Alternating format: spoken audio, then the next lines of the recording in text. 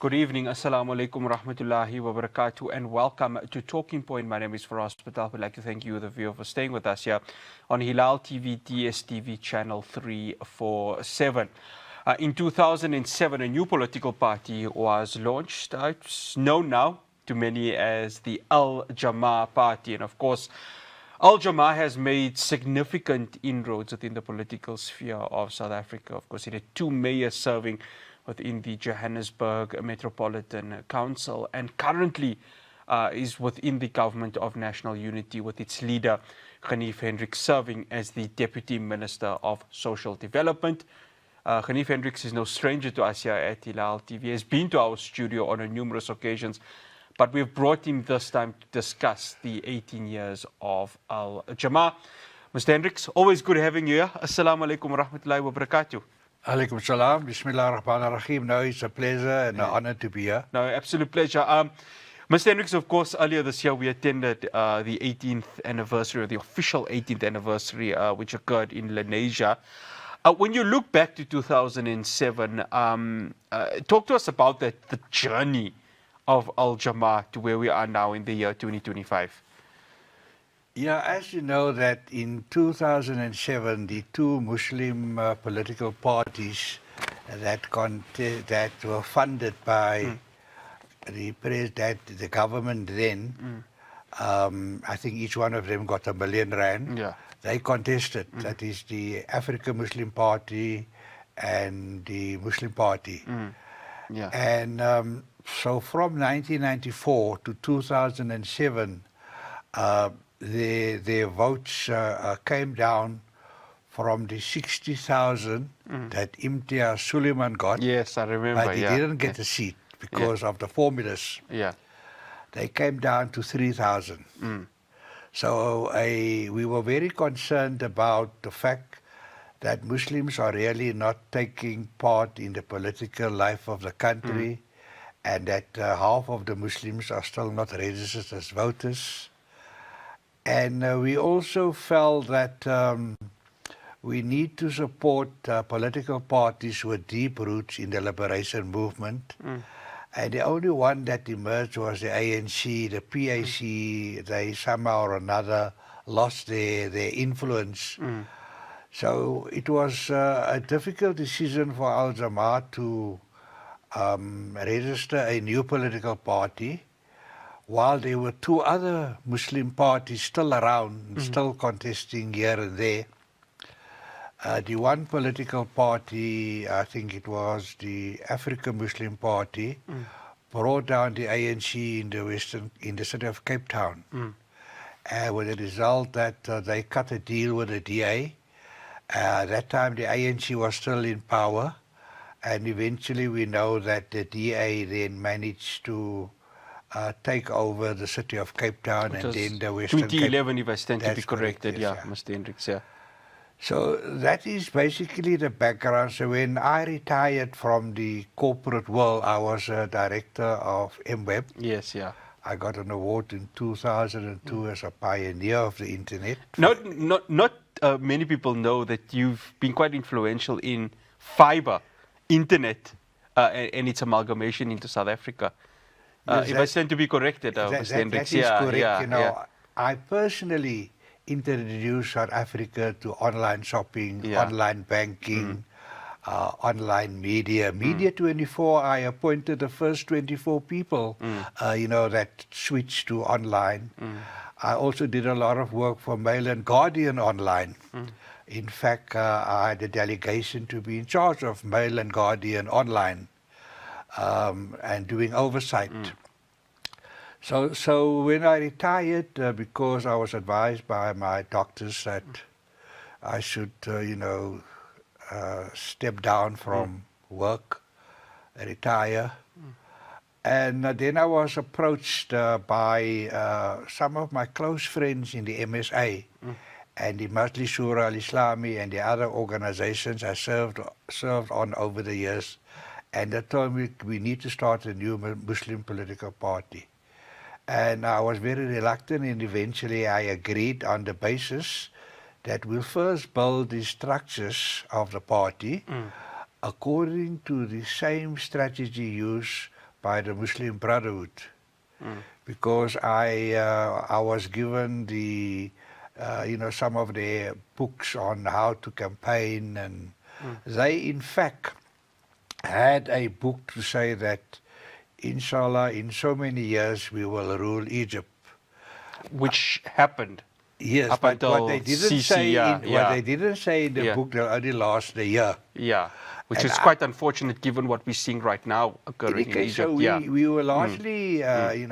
I then had the core team around me, and we decided to register the party, and then there was a lot of pressure on me to contest before the 7 years of preparation. I reluctantly then contested. 2014 That's general correct. elections, yeah. No, yeah. no, we contested 2011. The local government, if I stand to be Yes. corrected, yeah? Didn't get a seat. And so I was a bit out of pocket because I had to fund the elections. After retiring from the NASPAS group and MWeb, we had some spare cash and pension monies that we could throw in. Then we contested a second time. That was a national and provincial elections. And again, we didn't get any seats, so we lost 500,000 deposit again. Alhamdulillah, we then eventually won a seat in the city of Cape Town and also a seat in the city of Joburg. And That's 2016. that's correct, yeah. Right, okay. And then we got a seat in the National Assembly, and in the last elections we got 2 seats. And the idea was that once that election is over, I will hand over, to a possible. There were 10 people that have been trained to take leadership in the party, and it was then up to the party to choose who they want. I was not going to choose a successor. I was just going to retire Easter this year. And by that time, I may serve in advisory capacity. But then came the government of national unity. Yeah. And the party just felt that I had to stay on a bit longer because now we were moving into government. Although we were governing the city of Joburg for 2 years, and I was the political head of the mayoral parlor in the city of Joburg for 2 years, and we got 2 clean audits before the ANC asked us to give back the mayorship because they had the numbers, and we had no problem in doing that because it was a caretaker capacity that we were assisting the African National Congress and the EFF and other parties. So today in the city of Joburg, we have a coalition of about 9-10 parties, and our Jama'ah still chairs that coalition. Mr. Hendricks, I want to talk on sort of an elective conference that Al Jama'ah would have. You speak of succession. Is there sort of like an elective conference when it comes to new leadership within Al Jama'ah? Look, in Lenasia, which is our stronghold, we beat the ANC and DA about 4 times in No, I'm talking elections. within your own party. So I'm talking in about our own party, internally yeah. within Al Jama'ah. Yeah. So we spend a day and a half in Lenasia, where we were discussing succession and leadership and composition of an NEC, and so we now have a mandate to implement the decisions taken. So Al Jama'ah works on an Amir system, where there is wide consultations like we had in Lenasia, and then the Amir is given a closeout report, and then I have to start acting and exercise what we call executive authority. Just like our president has executive authority of his cabinet, he consults widely, but then he makes the final decision on everything. So it's based on the concept of Shura. And I'm still a trustee of the Majlis Shura al-Islami. That was let's say, a legislative assembly in the Western Cape.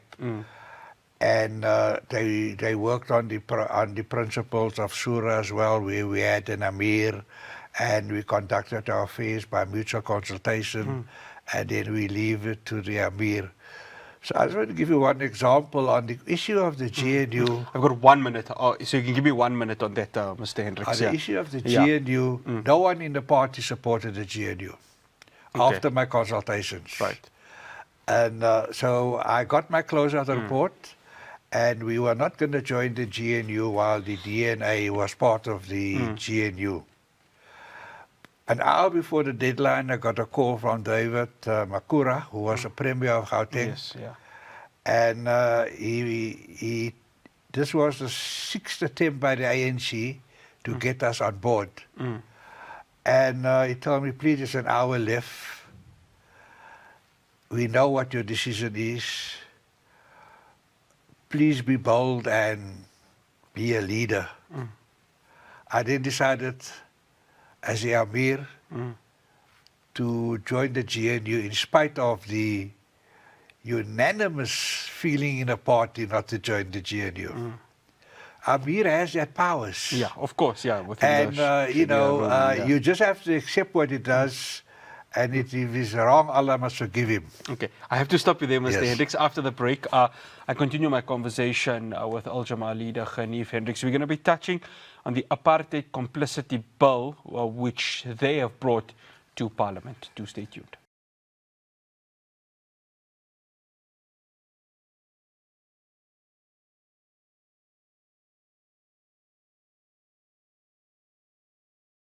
Welcome back to Talking Point. I'm in conversation with Ganief Hendricks, Jama'ah leader.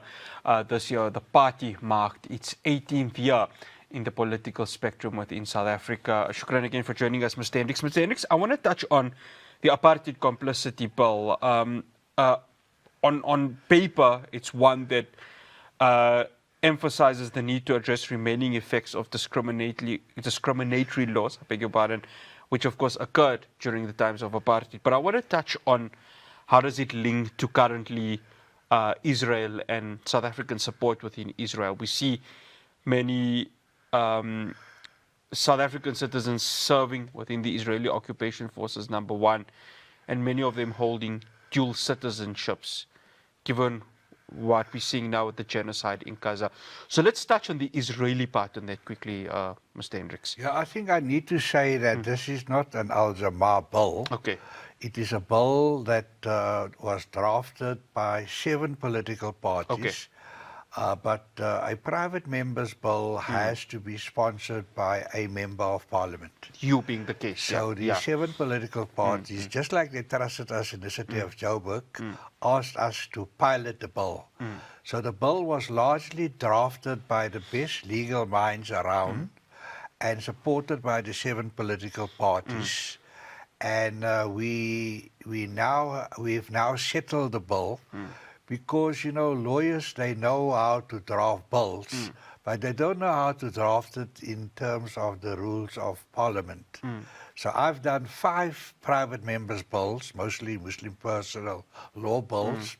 So I obviously redrafted the bill, but the content has largely been settled by 7 political parties, including MK, including EFF, and other parties.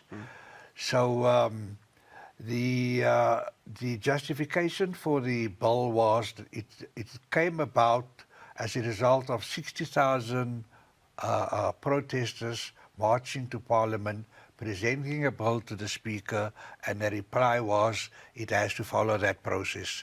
So the bill is now settled, and I will now use one of my MPs, Imran Musa, previously who had Samima Sali, and she largely, drafted the bill in consultation with the legal experts. So he has to take the bill forward. So it is now ready. to be presented to the Speaker, published in the Government Gazette, and 30 days for comments, and then it will there will be a parliamentary debate and a vote on the bill. So what I have done is I haven't submitted the bill to the Speaker yet. I submitted it to the Presidency to give them an option whether they want to sponsor the bill. Quick question, Mr. Hendricks, can you bypass legislation to go to the executive? Can that occur within our constitution? Look, as you know, that the cabinet, 95% of all bills is prepared by the cabinet and processed by them. The other 4% is private members' bills or bills that come from the portfolio committees. So as a courtesy, we've shared the bill with the Presidency, and we are still proceeding in with the private members' bill. But we shared it with them in the hope that you know, there'll be more support, because at the end of the day, you know, they're going to vote on the bill. So far we have 70% of the votes when the matter goes for voting. But it still has to pass the Portfolio Committee on International Relations. And as you know, because of our government of national unity, the ANC may not have a majority there, but with the support of the EFF and also MK, we will have the numbers. So what the bill does, it criminalizes those who promote apartheid. It is a requirement of the convention that we sign, that we allocate the penalties for it. So the convention has a very progressive approach. They first say that if you are guilty, you must be educated. Then after that, you will then get a fine, and maybe another fine, and on your fourth offense, you go to prison. So that has all been built into the bill.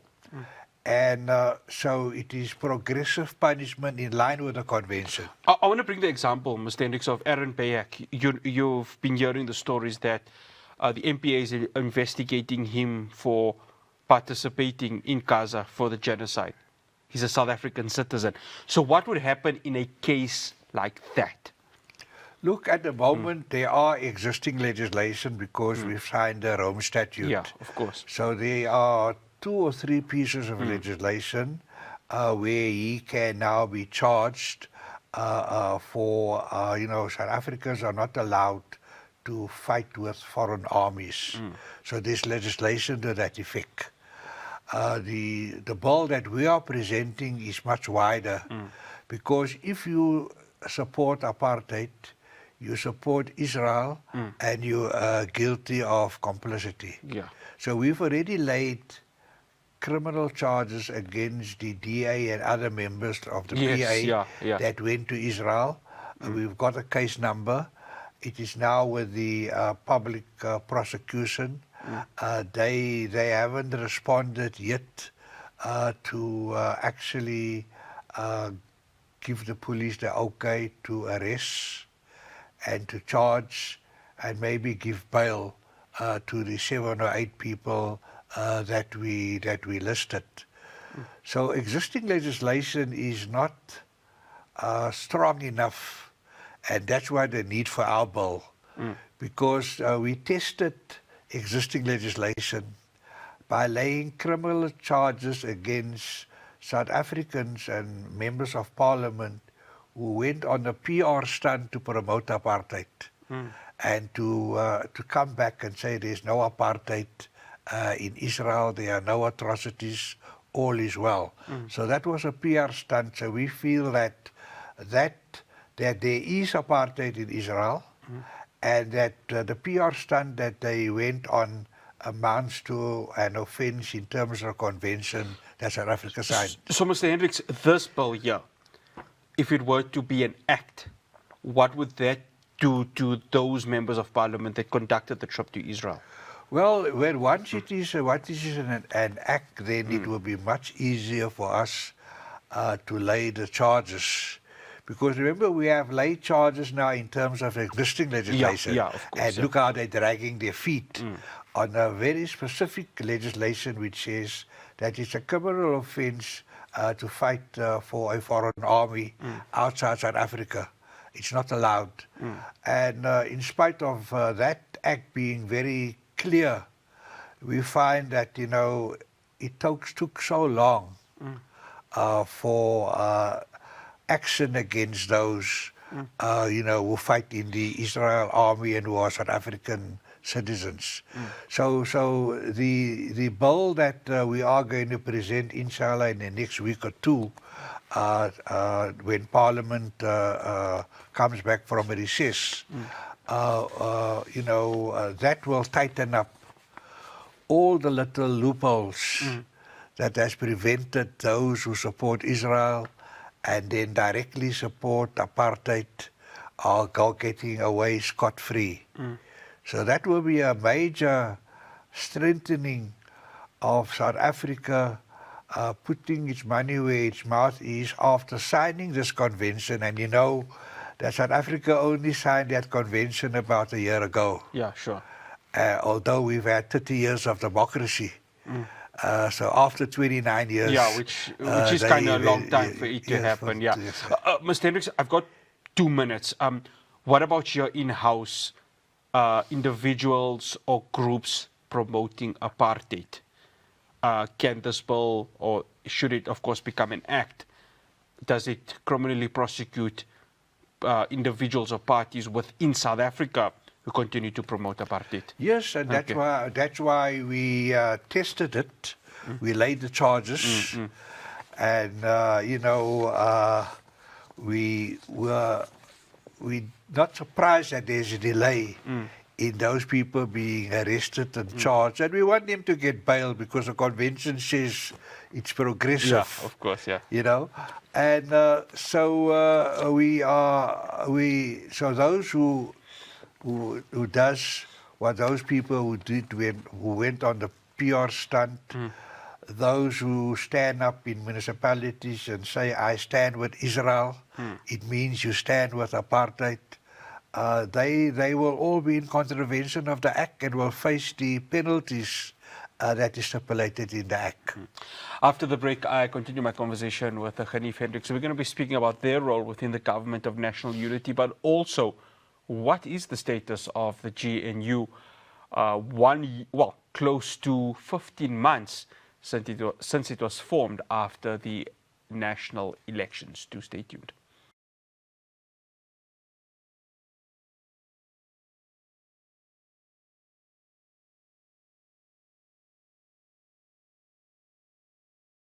Welcome back to Talking Point. Well, the Government of National Unity has had a lot of rocky roads with regards to it, from the Bella Act to the NHI Bill, to the Land Expropriation Act, and most recently we saw the budget, the tabling, I beg your pardon, of the budget, where of course VAT was scrapped and remained at 15%.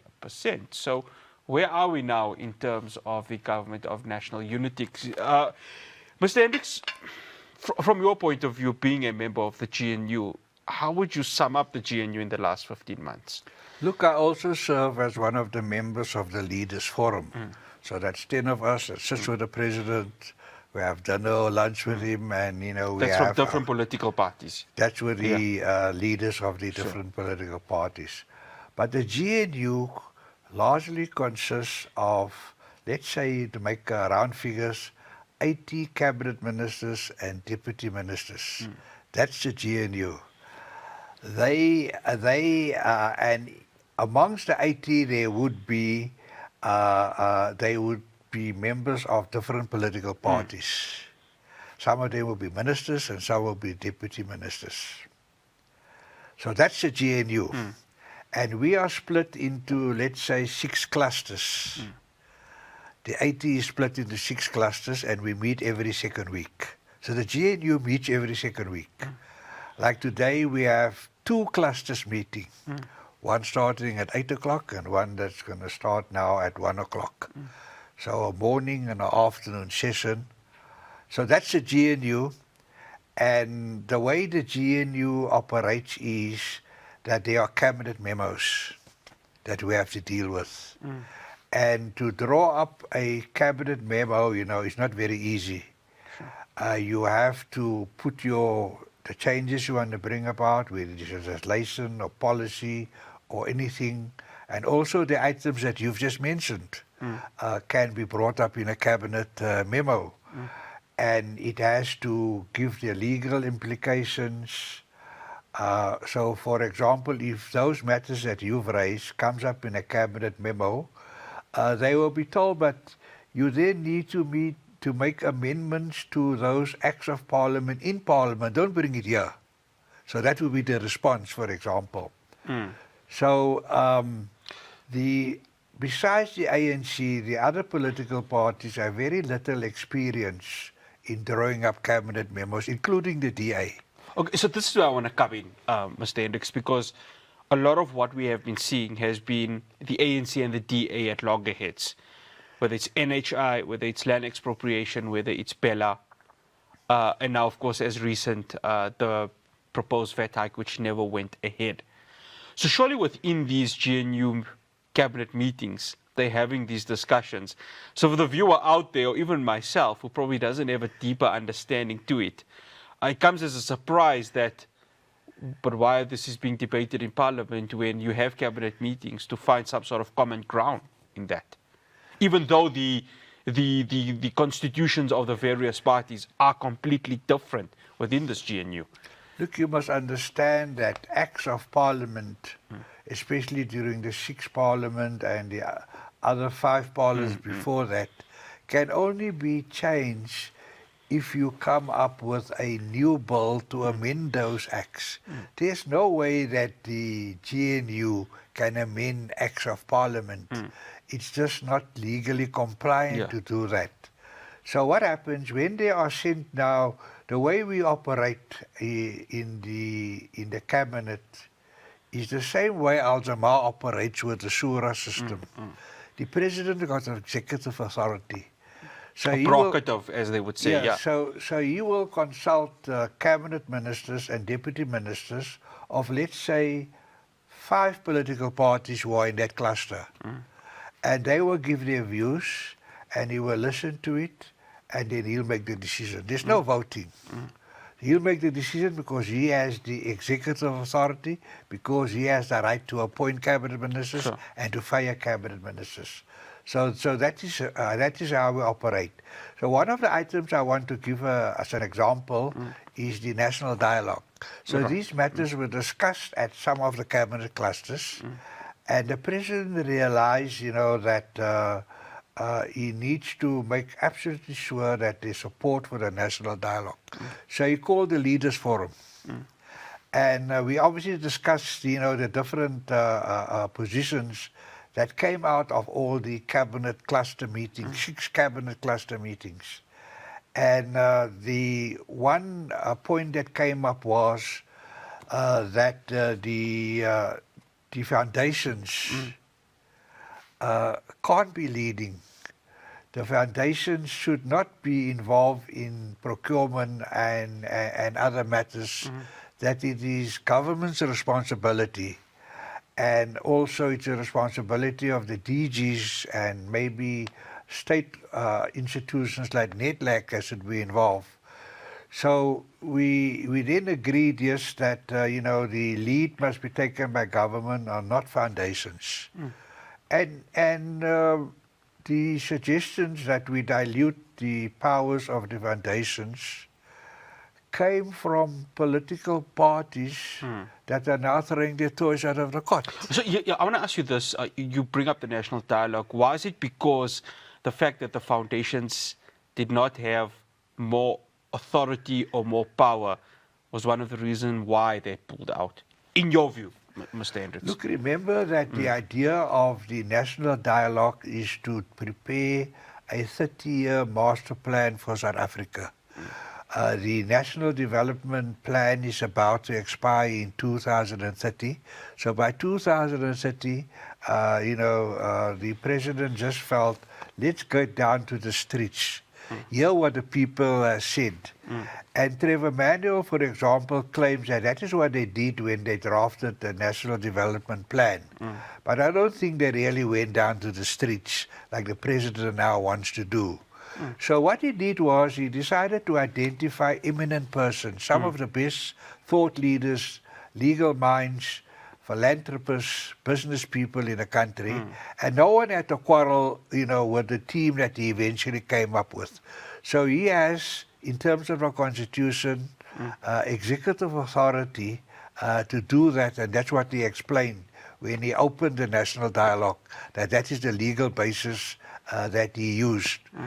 And so the foundations can't be leading the process. The process must be led by the citizens, and the foundations don't represent the citizens. They were not elected. They are there to promote, for example, Kada Asmal's views, Thabo Mbeki's views, the clerk's views. Those are not the views of the citizens of South Africa. Mr. Hendricks, I have to stop you there because I want to just end this on this part with the GNU. Is Al-Jama'ah confident that GNU will last? If we're having this conversation next year in the year 2026, ahead of the local government elections, are you confident that the GNU will last? I'm confident that the GNU will serve out the full term of the 7th Parliament, because in the Leaders Forum we have no problems, there's no quarrels. In the different cabinet cluster meetings that we have, different political parties raise their issues, and it is noted, and some of them are supported and others are not. But the decision is by the president. He is the president. That's the executive authority. So just like in Islam, where the Amir makes a decision, whether it is right or wrong, we live with it. You just need to get South Africans, to have that kind of akida. Yeah, definitely. Well, after the break, I wrap up my conversation with Ganief Hendricks. We're going to be touching on Al-Jama'ah's plans to contest the various metros and municipalities in the local government elections. Do stay tuned.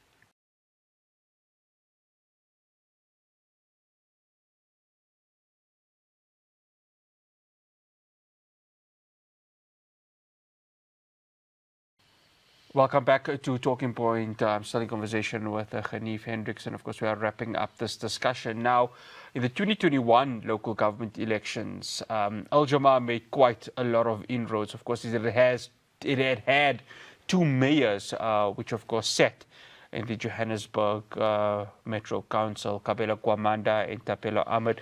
But it was in Lenasia where the big impact came when Imran Musa became councillor of the town in a heavily contested town, especially given its origins of an Indian space. Now, of course, looking ahead to 2026, what are Al-Jama'ah's plans to contest that space, especially within the councils and the metros? Mr. Hendricks, let's talk about Al-Jama'ah, because when we look at what it had done in Johannesburg, you of course had the two mayors that were there, that's Kwamanda and Ahmed. Let's start off in Johannesburg, because it's one of those where Al-Jama'ah is going to be contesting heavily. How is the party planning ahead for that contestation? Look, I've also been appointed by the president as the presidential champion to rescue Joburg. And the president has given me a minister of water and a deputy minister of finance to assist with the challenges in Joburg. So I'm going to rescue Joburg, not Helen Zille. So are you saying you're going to contest for the Joburg mayor? Well, anything, I don't Mr. know. Hendricks? I don't know what. I haven't seen the party list for Joburg yet. Okay. We're busy preparing the party list. I'm just taking you to what you're saying. I'm going to rescue Joburg, so I'm assuming that you would be contesting Joburg as the mayor, Mr. Hendricks. Look, there are 52 districts in South Africa, including the 8 metros. So the president has appointed a champion for every district. He has appointed me as the champion for the Joburg Metro, and we hard at work, and I have very good support from the Minister of Water and Sanitation and the Deputy Minister of Finance, and the President has even appointed a task team, and the Mayor has appointed a bomb squad. So all of it will filter to the presidential champion because I represent the president. So for the city of Joburg at the moment, we still chair the political wing of the administration. That is 10 political parties, and we hold the chairmanship at the moment. After we were requested by the ANC to return the mayoral seat to them, which we agreed because they had the numbers and we were in a caretaker position and they couldn't agree with the EF and other parties on who should be the mayor. So Jama'ah was identified as the best political party to take it forward. So remember when the first mayor had to resign, because the PA put some pressure on him. They wanted things which he didn't agree with. So instead of collapsing the coalition, he then took the gentlemen who were out and just resigned. And then we just appointed another mayor from Jama'ah. And so the decision was that Jama'ah must run Joburg. And we are still doing it, although in a different capacity as chairman of the coalition structure, and now myself strengthening it. So what we yesterday, the SG and the MPL, they were mandated to draw up the party list for Joburg. We normally, the principle that Jama'ah works on is that we give first choice to existing councillors, but they have to convince us that once they put up their hands, that they will get the numbers, in this case, to retain the PR seats. The same thing with what will happen to Lenasia. The present ward councillor will have to put up his hands and he will tell us how is he going to get the threshold, which is much bigger, maybe 10 times bigger than a PR seat.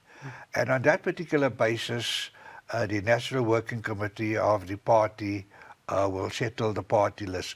So now we have stalwarts in the party. I had to bury one of them on Sunday in Soweto. So we have many stalwarts in the party all over the country. And we will then approach them to stand as candidates. And then there are other people who've never been interns or supporters or volunteers of the party who may be interested, and we'll open the doors for them. We also have the support of communities like the Somali community. We have the support of the Pakistani community. And they've asked us that they want some of their people to be in council and later on in province and in national.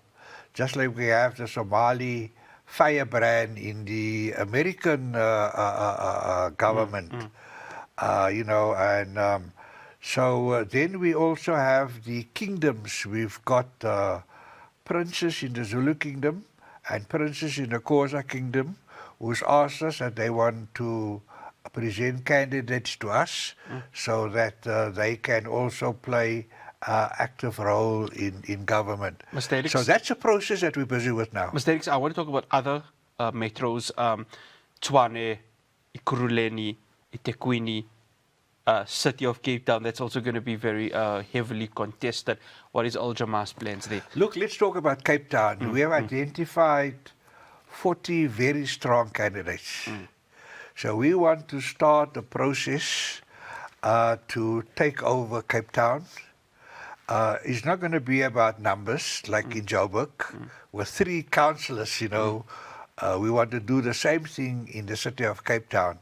But unfortunately, the other political parties are very weak, especially the ANC in the city of Cape Town. In Joburg, the ANC is not too weak. That's why Al Jama'ah can play that decisive role. So on its own, Al Jama'ah won't be able to take back Cape Town. So we have a vision that over the next 3 elections, that we should remove the DA from power in the city of Cape Town. Would you be able to negotiate with the DA? Okay, if you get to a point in the city of Cape Town where you in a position to negotiate with the DA, given how Cape Town is, would Al Jama'ah consider that? Look, if we are obviously hoping that the other political parties, together with our numbers, will have 50% plus 1. We are not going to in any way sort of co-govern with the DA in the city of Cape Town. All right. So that is our position, that we want to build a strong Al Jama'ah in the city of Cape Town and Western Cape, and we want to build a strong ANC, and we want to build maybe a strong PAC, and even a strong MK, because it's only if those parties are strong in the city of Cape Town and the Western Cape would Al Jama'ah be able to play a decisive role. We just don't have the numbers to win 50% of the seats in the city of Cape Town. There are 4 million whites, and they all vote for the DA. We're not going to get them to switch to vote for other political parties. So that's a reality. Mr. Hendricks, what we saw obviously in last year's elections was coalition governments taking the frame. It set the blueprint of how how governance was going to happen. Do you foresee something occurring very similar heading up to the local government elections if we are to take current projections? Now, sometimes it's not wise to use projections as the ultimate truth, but if we were to use that, do you think that the metros and the councils are going to be once again co-governed like what we are seeing now in terms of the government of national unity? Yes, I see that happening at least over the next 2 5-year terms. So we're not going to see any changes after the next 10 years where you may have, one party winning all the seats. Al Jama'ah at the moment, we are the chief whip in Harding, and just with 1 councillor. And that seat is needed by the ANC to run that municipality. We had a similar situation in Escort, where we were given the position of deputy mayor because we had 2 seats. And also in Mdoni, we have the seat of MPAC. So you find that wherever Al Jama'ah is, they are targeted to assist to create stability. Because they're seen as a Muslim party, they are trusted, we keep our word. And political parties often send delegations, even the ANC send a delegation, just to tell you that we adopted a resolution that Al Jama'ah is a party that we can trust, and we are here just to convey that resolution to you personally. Okay. Al Jama'ah, sorry, Mr. Hendricks, I got one final question for you. 18 years of the party, you speak of succession plan.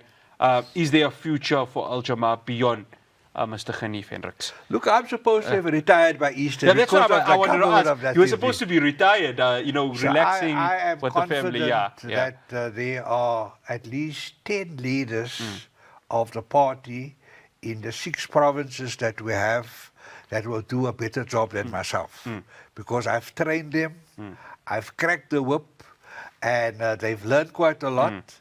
But I'm not going to choose the leader. The party will have to do it. So that's why we are going on a very strong membership campaign. We are establishing branches, the SGs, accrediting branches. We're strengthening our regional structures, our provincial structures. and our NEC, and all this was discussed at the Lenasia event that we had. So we're well on the way to have a strong party with a succession plan, but with no names. It's up to, the structures at that time. Sure. And it's up to those, let's say, dozen people who are waiting to become deputy ministers and ministers, to show their mettle. And we find that they're all dedicated, and the party will support whoever, comes to the forefront and is elected. Mr. Hendricks, always a pleasure having you on. Shukran so much for joining us. Assalamu alaikum wa rahmatullahi wa barakatuh. Alaikum salam wa rahmatullahi wa barakatuh. That's Ganief Hendricks, Al-Jama'ah leader and Deputy Minister of Social Development, of course, the party marking 18 years of its existence. So that's all we have for you on Talking Point. From myself, Ross Patel, and the rest of the team in Johannesburg. Assalamu alaikum wa rahmatullahi wa barakatuh.